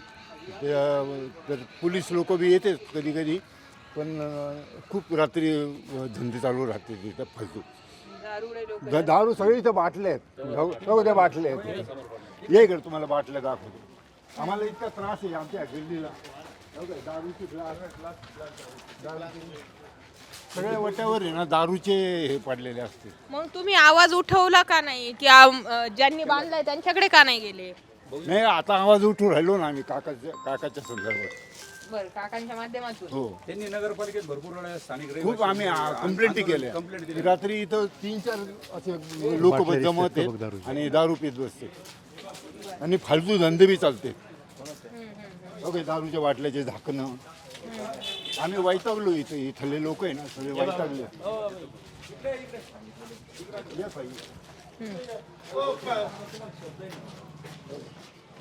तुम्ही इथले स्थानिक दिसत आहेत का. समोर राहतो मी. इथे समोर आहात. बरं, खूप त्रास आहे आम्हाला इथं लोकांचा. कसं आहे, मी एखादा पिकनिक स्पॉट जर फिरायला आले असते तर विषय वेगळा होता. मी तुमचं कोपरगाव फिरून बघते, अर्थात दोन्ही बाजू बघते, चांगल्याही आणि दुसऱ्याही बाजू ज्या आहेत त्या पाहते. हे बघा माझ्या इथे काय समोर जर तुम्ही बघितलं तर हे इथे दारूच्या या बाटल्या आहेत.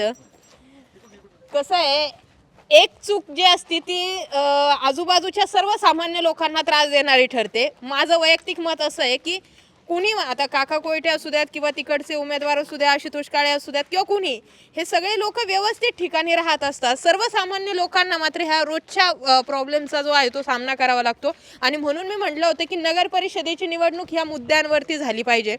पहिले तर माझं वैयक्तिक आता आवाहन असं तुम्हाला राहील की हा जेव्हा तुम्हाला जर कोपरगावकर संधी देत आहेत तर पहिला हा प्रश्न निकाली काढला पाहिजे नक्की. एक तर हे बंद करून टाका जे असेल ते इथे येणं जाणं. बाटल्या हे बघा सर्रासपणे जे आहेत ते इथे ह्या अशा दारूच्या बाटल्या ज्या आहेत त्या ठेवलेल्या आहेत.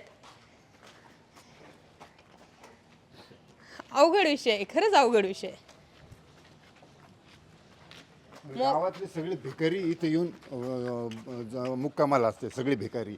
आणि जे लोक असतात ना जे दरोडा टाकणारे ते सगळे त्यांनी इथं वास्तव्य आहे त्यांचं. असं आहे. माझं एक मत याच्यात असं आहे की आपण एखाद्या ठिकाणी स्लम एरिया असतील तर तिथे आजूबाजूला समजा आपल्याला बऱ्याच ठिकाणी घाणीचं साम्राज्य वगैरे बघितलं जातं. एक दुर्लक्षित घटक म्हणून तिकडे कायम पाहिलं गेलेलं आहे. पण इथे जर विचार केला तर इथे राहणारे सगळे लोक सुशिक्षित आहेत ॲक्च्युअलमध्ये, आणि तिथेच शेजारी हा सगळा प्रकार जो आहे तो सुरू आहे. घाणीच्या साम्राज्यांपेक्षा हे जे दारुडे वगैरे लोक इथे येतात ह्या सगळ्या गोष्टींचा त्रास आहे. मोकाट डुकरं, मोकाट जनावरं, सगळ्याच मुद्द्यांवरती जो आहे तो प्रश्न आहे. हे कसं येतं हे जे लोकेशन होतं या ठिकाणी नगरपालिकेचा कंपोस्ट डेपो होता. बरं. गावातला सगळा कचरा इथं आणून टाकला जायचा. त्याचप्रमाणे शेजारी स्मशानभूमीसुद्धा आहे. स्मशानभूमी आणि कचरा डेपो असलेल्या जागेवर कसा कोपरावचे बाजार भरू शकेल याचा विचार. कोल्ह्यांच्या काळात इथंच बाजार ओटे बांधले गेलेत ना. हो ना, तेच सांगतो ना, त्यांच्याकडे दूरदृष्टीच नाही. अशा अनेक लोकेशन्स त्यांनी चुकून ठेवलेले आहे. काही लोकेशन्सला आपण अजून याच्यानंतरही भेट देऊ. हे एक तुम्हाला उदाहरण दाखवलं कसे लोकेशन्स चुकवले. आता हे एवढे ओटे बांधले, याचा खर्च सगळा वाया गेला, महाराष्ट्र शासनाचा निधी वाया गेला. याला जबाबदार कोण याचा प्रश्न नागरिक त्यांना नक्की विचारणार आहेत.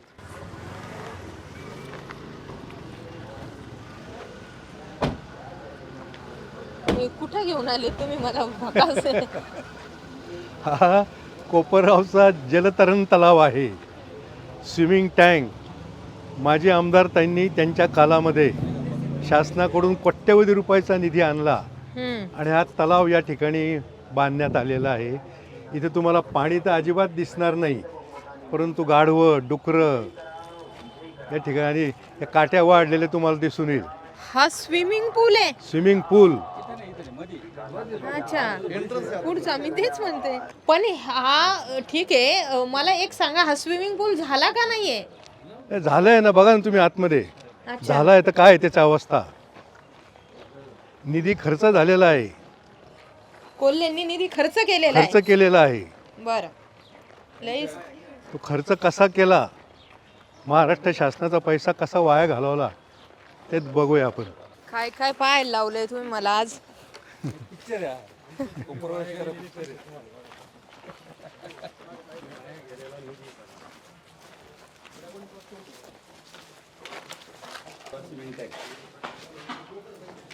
कोल्हेंनी बांधलेला हा स्विमिंग पूल जो आहे तो त्यांनी मला दाखवायला आणलेला आहे. काही व्हिजनच नावाचा प्रकार आहे की नाही, मला खरंच हा प्रश्न पडलाय बरं का. तर हा कोपरगाव मधील जर तुम्ही बघितला तर हा स्विमिंग पूल आहे. आता त्याच्यात झाडं उगलेत, पाणी आहे, पण आता जसं पाणी आहे ते तुम्ही व्हिडिओ मध्ये बघू शकता. साचलेलं पाणी आहे का? नाही, ते आलं लक्षात. पण मला काय म्हणायचंय, जसं मी म्हंटल, काहीतरी दृष्टिकोन असेल ना कोल्ह्यांचा हा इकडे स्विमिंग. पण मला येतानाच हे लोकेशन व्यवस्थित नाही वाटलं. सगळीकडे घाण घाण घाणच आहे. कोणत्या व्हिजननी, कुठल्या व्हिजननी बांधलं होतं? आमचं तेच म्हणणं आहे की या विरोधकांना व्हिजनच नाही. आणि माझ्याकडे व्हिजन आहे. तुम्ही कोपरावातल्या कोणत्याही माणसाला विचारा, मी व्हिजन ठेवून काम करत असतो. त्या काळामध्ये सगळ्या कोपरगावकरांनी या स्विमिंग या लोकेशनला विरोध केला. हा खरं तर इंडोर गेम हॉल आहे शेजारी. याच्याऐवजी हा जर कोपरगावच्या जिथून पाणी पुरवठा होतो, वॉटर सप्लाय आहे मेन रोडला, त्या ठिकाणी जर बांधला असता हा, तर सगळ्या कोपरगावकरांना याचा उपयोग झाला असता. या ठिकाणी हे लोकेशनच एवढं चुकलेलं आहे. जरी केलं ना त्याच्याबद्दलही दुमत नाहीये, पण हा चालू करायला पाहिजे होता ना. चालू मग तेच त्याचा प्रश्न त्यांना विचार. तुम्ही जे मला प्रश्न विचारते हा प्रश्न त्यांना विचारा, कारण त्यांनी बांधलेला आहे का त्यांच्या डोक्यात. त्यांनी हा चालू का नाही केला? जरी ठीक आहे इथं बांधला होता बा, पण हा चालू का नाही केला? इथले सुद्धा मुलं इथं गेले असते पोहायला, खेळले असते इथं, पण हा सुद्धा चालू का नाही केला? हा प्रश्न त्यांना विचारावा लागेल आपल्याला. मग त्यांच्यानंतर आशुतोष काळेंनी प्रयत्न करायचे ना याच्यासाठी, काही चालू करायला, बंद करायला, काहीतरी. हे लोकेशनच एवढं चुकीचं येत आहे की इथं कोणी येणारच नाही. सगळ्यात पहिल्यांदी गोष्ट म्हणजे लोकेशन हे चुकलं आहे. आणि ज्या प्रकारचं बांधकाम या ठिकाणी झालेलं आहे, फरशा तुम्हाला सगळ्या उखडलेल्या दिसतील बघा. अतिशय निकृष्ट दर्जाचं हे बांधकाम दिल्यानंतर परत त्या ठिकाणी रिन्युअल पुन्हा निधी उपलब्ध करावा लागेल. शासकीय काहीतरी कायदेशीर अडचणी राहतात. तरी पण या ठिकाणी आशुतोष दादाची झालेलं की इथं आता काय करता येईल आपल्याला, नवीन काय करता येईल. एखादं समजा मंगल कार्यालय छोटं मोठं इथल्या स्लम एरियातली लोकांना कामाला येईल, किंवा काहीतरी ह्या जागेचा कसा उपयोग करायचा याविषयी विचार चालू आहे.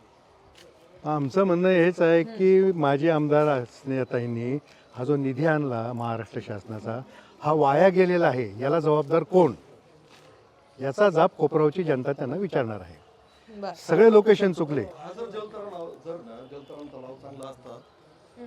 तर इथं राष्ट्रीय खेळाडू घडला असता. तर उदाहरण द्यायचं म्हणलं तर आमच्याकडे कोपरगाव शहरात एक डॉक्टर आचार्य म्हणून महिला आहेत, आणि त्यांनी जलतरणपटूचा राष्ट्रीय पातळीवर पुरस्कार घेतलेला आहे. म्हणजे त्यांनी घेतला याचा अर्थ ते सराव कुठं केला, इथं थोडी केला त्यांनी, त्यांना खाजगी त्यांचा- ठिकाणी जावं लागलं त्यांना. त्यांचा सराव समता इंटरनॅशनल स्कूलच्या स्विमिंग पूलमध्ये त्यांनी केलेला आहे. हा हा पुन्हा समताचं नाव आलं बघा, हा, पुन्हा याची समताचं अलर्जी नाव. होती विरोधकांना. मग असे खेळाडू घडू शकतात ना कोपरगावमध्ये. हे जर असतं व्यवस्थित, एक काय अजून 5-6 लोक झाले असते, जिल्हा पातळीवर झाले असते, राज्य पातळीवर झाले असते. पण मग विजन नाही ना, सर्व चुकून ठेवलं. जसं मी तुम्हाला म्हटलं की आता ग्राउंडवर उतरल्यानंतर काही गोष्टी झाकण्यासारख्या नसतात, जे असतं ते समोर असतं. बाप दाखवा नाही ते श्राद्ध घाला जसं म्हणतात, तसं कोपरगावकरांनो मी दोन्ही काही प्रोसेस ज्या आहेत त्या तुमच्यासाठी करते. बाकी तुम्हाला या सगळ्या विषयांमध्ये काय डिसिजन घ्यायचा तो तुम्ही तुमचा ठरवा. नाही मिळाली अजून. बर, मग आता आपण आल्यावर देऊन परत ऑर्डर. मावशी, माणूस कसे आहेत? काय सांगायचं, आता आमचं लहानपण त्यांच्या पशीच गेले. बरं, लय चांगलं. माझ्या दुकानी निवडणुकीला उभे राहिलेत म्हणून नाही तुमच्याकडे आले? नाही नाही नाही नाही, विषय तो नाहीये, मग पण आमच्या इशी लय चांगली. बरं, हा, माझ्या लय दुकानी- साथ दिली मला. माझ्या दुकानी फटाकडे काय घ्यायल्याशी तू? फटाकडे घ्यायला फटाकडे घ्यायल्याशी. आडीनडीच्या काळात कामाला येतात. सगळं सगळं. बरं, हा. आता त्या आधी माझ्या शक्तीला माहिती आहे आमच्या अंतकारणात काय माहिती. चला, हा. चल. हा रस्ता होईल ना. ही न्यायालयाची इमारत चालू होती, हा. बांधकाम चालू होतं. बांधकाम चालू असताना वाळूच्या खडीच्या ट्रक येतात, त्याच्यामुळे बांधला रस्ता तरी खराब झाला असता. त्याच्यामुळे इमारतीचं काम पूर्ण झाल्यानंतर हा रस्ता काम होईल याचं. बरं. ते केवढ्या इमारती आहेत बघा. पोलीस वसाहत, इथे पोलीस वसाहत केली आहे, पोलीस स्टेशनचं पण काम झालंय, न्यायालयाचं. याच्यापूर्वी कोपरगावच्या आयुष्यात पोलिसांना राहायला चांगली जागा कधीही मिळालेली नव्हती. कोट्यवधी रुपयाचा निधी आणून आशुतोष दादांनी या इमारती उभारलेल्या आहेत. शेजारी तुम्हाला न्यायालयाची इमारती दिसेल, जिल्हा सत्र न्यायालयाची. याच्या आधी कोपरगावला कधीही न्यायालयाच्या इमारती बांधण्यासाठी निधी मिळाला नव्हता.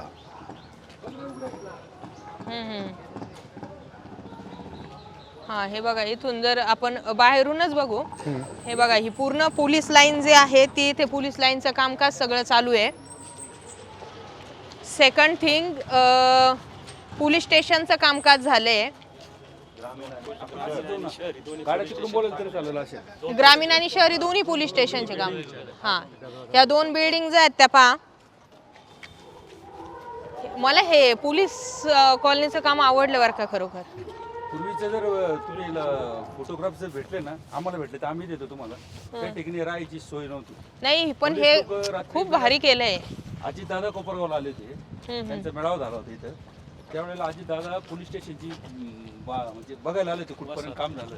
त्यावेळेस वरती अजित दादांना आमदार साहेब घेऊन गेले आणि जुन्या पोलिसांची जी राहायची सोय होती, ते जुने कौलाचे घर वगैरे ते पडके झाले होते, गटरी ओपन होत्या सगळ्या.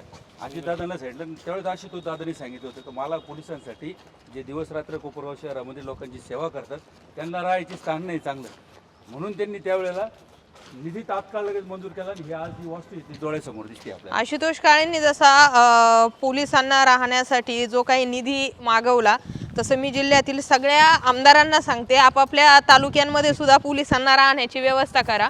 कारण दिवस रात्र खरोखर ते लोक ह्या जे ह्या कामाचं कौतुक केलं ते यासाठीच, कारण मला आणखी जिल्ह्यामध्ये असं कुठं दिसलं नाहीये.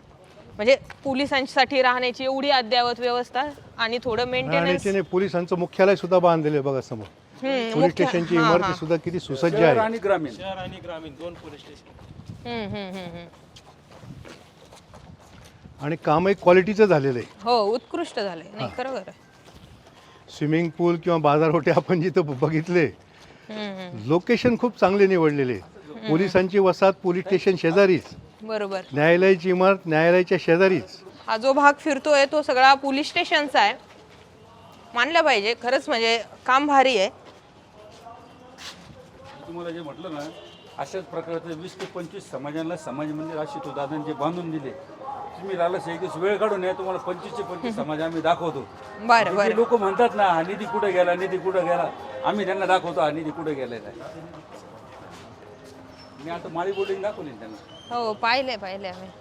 कधी झालेलं नाही मॅडम. मागे शहर ग्रामीण पोलीस स्टेशन आणि हे ग्रामीण पोलीस. हो, हां, या रे काका. जय हरी. आला का डबा आजचा? हो. डबा आला? नाही, डबा येईल ना काका. डबा येईन आता. हो. किती वर्षापासून डबा येतो? 2017 पासून डबा येत आहे. बर. 2017 पासून डबा येत आहे. काकाचे पुण्य आहे. काकाच्या आशीर्वादाने आम्ही जगू राहिलो. हो, काकांनी आई वडिलाचं पुण्य घेतलेलं आहे. तर काकांनी खुर्चीवर बसावा ही माझी इच्छा आहे. सतीश कोतकरचा मामा आहे. बर, मला एक सांगा, काय असतं डब्याला, भाजी काय असते तुमच्या? डब्याला अन्नपर वर्मा आहे, याला नाव ठेवू नये. काका करताय त्याच्यातच मन समाधान आहे. हो, डब्याला अजूनपर्यंत माझी तक्रार नाही. ह्याचे विचार रोजची वेगळी भाजी पोळी येते. रोज गोड धड काही पण चांगलं असतं. जेवण खावण चांगलं असतं. सणाला सणाला पण देते. सणाला गोड धड देतात. जे केलं त्यांनी ते देतात. किती लोकांना काका डबा जातो साधारण? 250-300 डब्याला डबा. 300च्या वर लोकांना डबे हो. जातात रोज. मला कोणीच नाहीये, मुलगा नाही, कोणीच नाहीये. नाते एक कोणीच नाही मला. बरं, काय पण करतात? काका तुम्हाला मदत करतात. हा, काका हो, मदत काकांचं खूप करतात. सहकार्य आहे. सहकार्य करतात काका. हो, आणि त्यांनी अशीच आम्हाला मदत करत जावी. असं आमचं म्हणणं आहे. बस एक तेव्हा मला असं आमचं वाटत. आलो तुमची गाठ घ्यायला. मला एक सांगा, साधी गोष्ट असते. काका बाहेर आहे. तुम्हाला तरी असं वाटतं का लोकांनो, की एकदम दुर्लक्षित झालेले जे लोक आहेत, दुर्लक्षित झालेला घटक आहे, त्यांच्याकडे कोणी लक्ष देत असेल का? त्यांनी सांगितले 2017 पासून रोज त्यांना डबा येतो, जेवण चांगलं असतं, सणासुदीला ही गोडधोड जे आहे ते त्यांना येतं. नाही कोणी कोणासाठी एवढं करत. हा माणूस काहीतरी करतोय हे मान्य करून चालावं लागेल. हिला बोलायचं म्हणतो. एक मिनिट.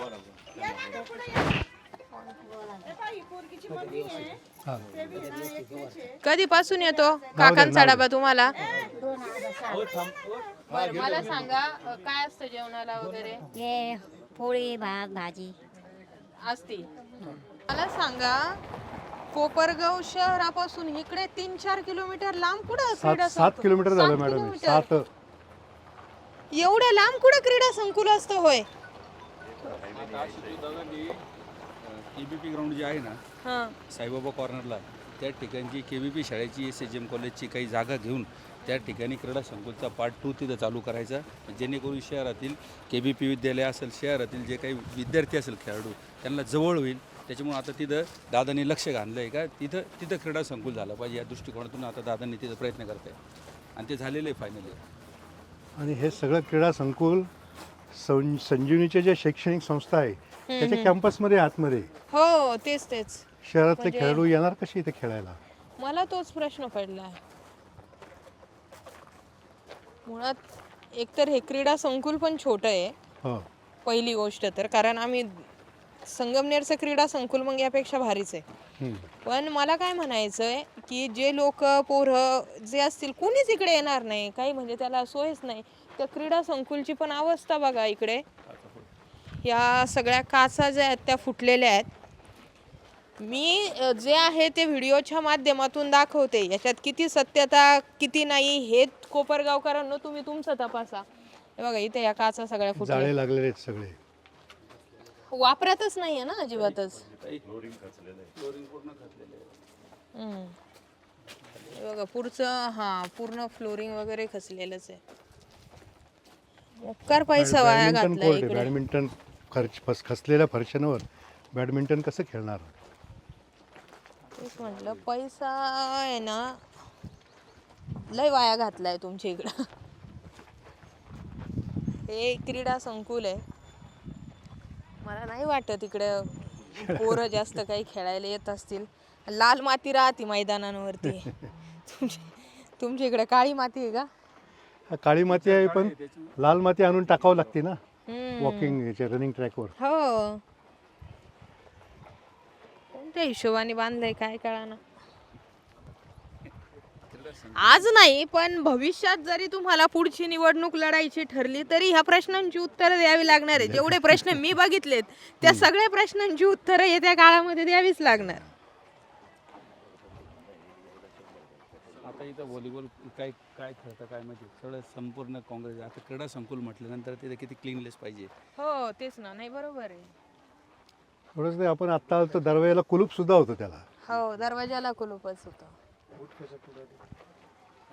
आता हे शहराच्या बाहेरच आपल्याला भेटेल कोपरगाव शहरातील खेळाडूंना भेटो नाही तर नाही भेटो हा उद्देश नाही. फक्त आपल्याला आपल्या आर्थिक संस्थेमध्ये कसा फायदा होईल या गोष्टीचा, या सगळ्या गोष्टीचा असा विचार केलेला आहे. जर कोपरगाव शहरातील किंवा तालुक्यातील नागरिकांचा, मुलांचा जर विचार केला असता तर हे झालं नसतं. बरोबर. आणि जरी झालं होतं तर त्याचं चित्र तरी बघायला थोडं बरं वाटलं पाहिजे होतं ना डोळ्याला. तसं दिसत नाही ना. जरी केलं होतं पण ते तरी चांगलं करायचं होतं ना. ते पण नाही केलं. फक्त गावात बरोबर आहे ना. नाही, मी स्वतः आले, मला दिसतंय ना एवढ्या लांब यायचं. इकडे एवढ्या लांब कुठं क्रीडा संकुल असतं का? हायवे नाही यायचा, खूप हेवी ट्रॉफिक हो, लहान आले मुलं तर यायचा विषय नाही. पण इथे काही ऑटो रिक्षा वगैरे पण नाही की मला वाटतं इकडे. इथं खाजगी संकुल आहे, त्यांनी त्या मुलांना प्रवेश दिला पाहिजे, शहरातल्या मुलांना. हो, कारण की इथं ते गार्ड बसले, तर उद्या ते म्हटलं की तुम्ही इथं विद्यार्थी नाही या संस्थेचे शिक्षणाचे इथे आमचे शिक्षण संस्थेचे विद्यार्थी नाही, म्हणून तर प्रवेश पण दिला पाहिजे. जरी आले तरी प्रवेश दिला पाहिजे ना. हा, कारण कॅम्पसच्या अंडर येते कॅम्पसच्या संजीवनी. अंडर, हा, त्यांच्या कॅम्पसच्या अंडर आहे ना. मग ते उद्या म्हटलं त्यांचे गार्ड का तुम्ही प्रवेश नाही, तुम्हाला तुम्ही विद्यार्थी नाही, मग कसं येणार मग इथे विद्यार्थी? बरोबर बरोबर. अशी परिस्थिती सगळी झाली आहे. निळवंटाचं पाणी कोपरगावात आणतो म्हटलं ते. म्हणजे ज्यावेळेस त्यांची सत्ता आली मागच्या वेळेस नगरसेवक जास्त निवडून आला त्यावेळेस त्यांची भाषणं आहे ना का आम्हाला सत्ता द्या, बरोबर पाणी आणतो. नवीन दिसतंय जो तुम्ही मला सांगितलं की 22 दिवसांचं पाणी आम्ही 4 दिवसांवर आणलं, त्यासाठीच हा प्लॅन आहे का? त्याच्यासाठीच आहे. हा कोपरगावचा साठवण तलाव क्रमांक 5 आहे. याचं नवीन काम आशुतोष दादांनी आमदार झाल्यानंतर पूर्ण केलेलं आहे. नुसतं खोदकाम नाही केलं, या तलावाच्या चारी बाजूला काँक्रिटीकरणाची भिंत बांधलेली की जेणेकरून पाणी जिरणार नाही. हो हो. त्याच्यामुळे प्रचंड अशा प्रकारचं विस्तीर्ण अशा या तलावाचं काम आशुतोष दादांनी महाराष्ट्र शासनाच्या निधीतून आणलेलं आहे. एवढंच नव्हे, या तलावाचं काम पूर्ण करताना या ठिकाणची माती कुठे टाकायची हा प्रश्न निर्माण झाला होता. माती इथली काढण्याकरता जवळपास 10 कोटी रुपयाचा खर्च होता. समृद्धी महामार्गाच्या कॉन्ट्रॅक्टरशी संपर्क साधून ही सगळी माती त्यांना मोफत त्या ठिकाणी उचलायला लावली. त्या व्यतिरिक्त हा तलाव ताब्यात देताना महाराष्ट्र शासनाला जो निधी द्यावा लागणार होता लोकवर्गणीचा 10 कोटी रुपये, तो सुद्धा आशुतोष दादांनी माफ करून आणला. कोपरगावच्या जनतेचे 10 कोटी रुपये वाचवले आणि जे 20 ते 22 दिवसाआड पाणी कोपरगावला येत होतं ते आता केवळ 4 दिवसावर आणलेलं आहे. हा तलाव एवढा मोठा आहे की दररोज सुद्धा पाणी पुरवठा होऊ शकतो. बर. परंतु त्याची जी वितरण व्यवस्था आहे ती वितरण व्यवस्था झालेली नाही. आम्ही ऐकत होतो माझ्या आमदारांच्या काळामध्ये 42 कोटी रुपयाची वितरण व्यवस्था झाली, ती कुठे गेली हेच कोपरगावकरांना समजत नाही. ते तुम्हाला म्हणतात तुमचे 3000 कोटी कुठे गेले, तुम्ही त्यांना म्हणतात तुमचे 42 कोटी कुठे गेले. कसं करायचं? आमचे 3000 कोटी आम्ही दाखवायला तयार आहोत ना. तुम्हालाही दाखवलं आता ग्राउंड रिपोर्टच्या माध्यमातून की आमचे 3000 कोटी कुठं कुठं खर्च झाले. त्यांचे 42 कोटी हे भूमिगत कुठं गेले ते समजायला मार्ग नाही. बर. या अगोदरची पाणी सिस्टीम कशी होती? हा जर नवीन बांधला तर या आधीची कशी प्रोसेस होती? याच्या आधी 4 तलाव होते. तलाव क्रमांक 1, 2, 3, 4. बर. आणि त्याचं पाणी काही कोपरगावला पुरेसं पडत नव्हतं. त्याच्यामुळे हा 5वा साठवण तलाव हा आशुतोष दादांनी बांधलेला आहे. आणि 4था साठवण तलाव जो आहे क्रमांक 3 आणि 4 याची सुद्धा खोदाई करून त्याचं खोलीकरण करण्याचा विचार होता. दादांचं व्हिजन इतकं मोठं, कोपरगावला 50 वर्ष पाणी पुरवठा झाला पाहिजे या उद्देशानं त्याला सुद्धा सिमेंट कॉन्क्रीटची भिंत तलाव क्रमांक 3 आणि 4ला करण्याची योजना मंजूर झालेली आहे. 3 आणि 4चा तलाव झाल्यानंतर कोपरगावला दररोज काय दिवसातून 2दा सुद्धा पाणी पुरवठा करता येईल. राहिला प्रश्न तलाव क्रमांक 1 आणि 2, तर तिथं सुद्धा दादांचं व्हिजन किती मोठं आहे बघा, दृष्टिकोन किती मोठा आहे. त्या ठिकाणी सोलर प्लांट करणार आहेत. त्या सोलर प्लांटच्या माध्यमातून हा पाणी पुरवठा करण्यासाठी जी वीज लागते त्या विजेचा नगरपालिकेचा खर्च सुद्धा वाचणार आहे. एवढं मोठं व्हिजन असणारा नेता आमदार कोपरगावला मिळालेला आहे आणि त्यांच्या नेतृत्वाखाली आम्हाला सगळ्यांना काम करायची संधी मिळणार आहे. ते म्हटले मगाशी जे आम्हाला माहिती सांगत होते निळवंडेचं पाणी आणणार होते कोल्हे काहीतरी.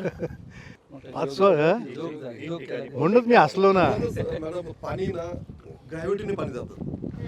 उतार कोपर हा असा उतार कोपराकडे आहे, मग त्याला वीज लागत नाहीये, फक्त पंपिंग स्टेशनला वीज लागते. आणि निळवंड्याचं पाणी आणायचं म्हटलं तर ते त्याला उपसा सिंचन योजना करावी लागेल. म्हणजे पाणी साठवायचं आणि उपसा सिंचन योजनेमध्ये पाणी उचलायचं, लिफ्ट करायचं आणि ते द्यायचं. आणि अजून दुसरी गोष्ट, हे गोदावरीचं खोरं आहे. आणि ते प्रवरेचं खोरं आहे. मग प्रवरेच्या खोऱ्यामधून पाणी आणायचं म्हटलं गोदावरीच्या खोऱ्यामध्ये, तर मग तुमच्याकडे लवादाचा निर्णय आहे का? तर लवादा आहे ना, पाणी लवादा आहे ना दिल्लीचं, हरित लवादा असतं, पाणी लवादा असतं, त्याचं तुमच्याकडे आहे का?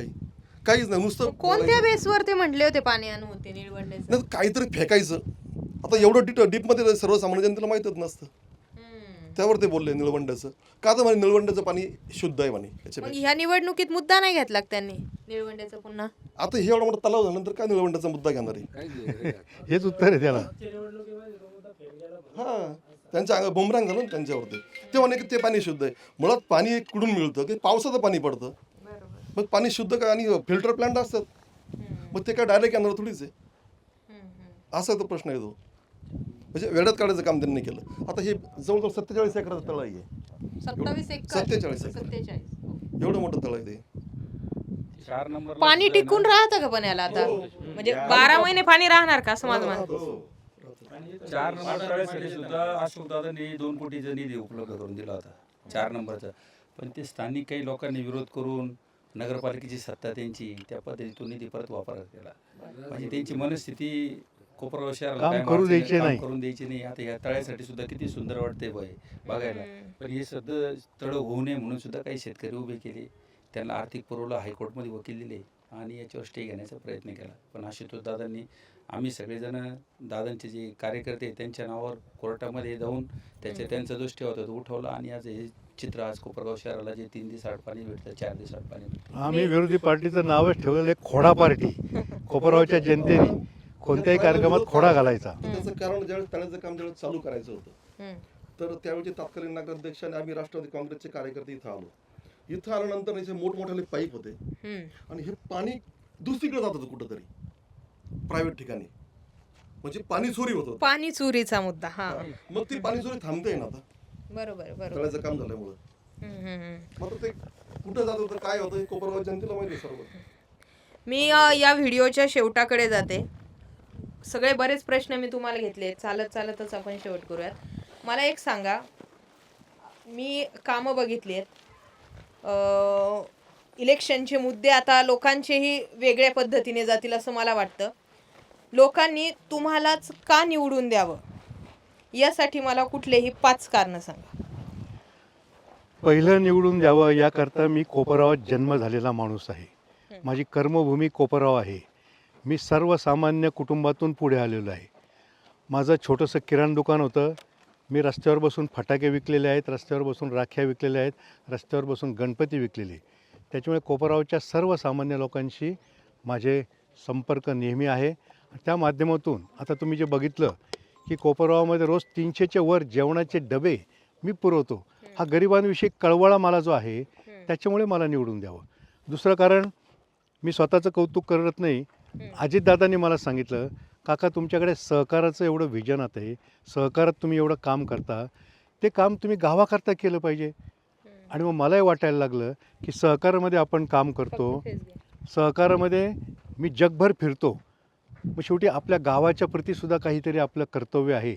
या भावनेनं मी या निवडणुकीमध्ये उतरलेलो आहे. त्यामुळे मला लोकांनी निवडून द्यावं. आणि आशुतोष दादा पुढचे 4 वर्ष आमदार राहणार आहे हे सत्य आहे.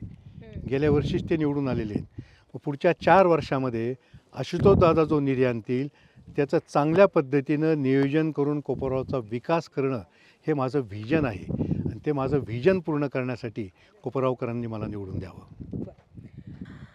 मुळात जसं मी म्हटलं की विवेक कोल्हेंनी विधानसभेला घेतलेली माघार आणि तालुक्यामधला संपलेला होल्ड या 2 गोष्टी कारणीभूत ठरतील की लोकांना नगर परिषद आणि आमदारकी एकाच ठिकाणी असेल तर विकासाच्या दृष्टीने जाता येईल.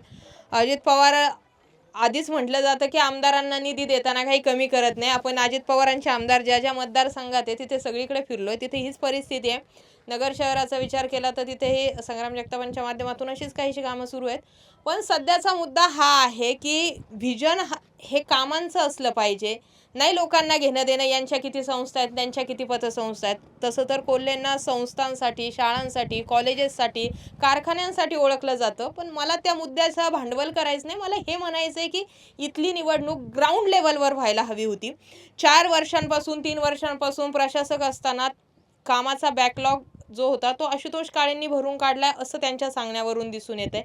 काही कामं बाकी आहेत, जसं ते आपण बाजारांचे ओटे बघितले, ते स्विमिंग पूल बघितलं, बऱ्याच गोष्टी ज्या आहेत तिथे मी जसं म्हटलं एक काम दोनदा ताकद पाणी तीनदा या लोकांनी इथे केलंय. पण या सगळ्या गोष्टींमध्ये जर एक संधी नगर परिषदेची म्हणून जर काळेंकडे जातीये आणि आमदार हे काळेंचे असल्यामुळे जर जाती तर काही विकास घडला तर ठीक आहे, नाही तर पुढच्या 5 वर्षांनी पुन्हा मतदाते तुम्ही आहेत. तुम्हाला ठरवायचं यांना निवडून आणायचंय की पाडवायचंय. तुम्ही आम्हाला आज पूर्ण वेळ दिला त्याबद्दल आभार आणि या निवडणुकीसाठी शुभेच्छा. धन्यवाद. धन्यवाद.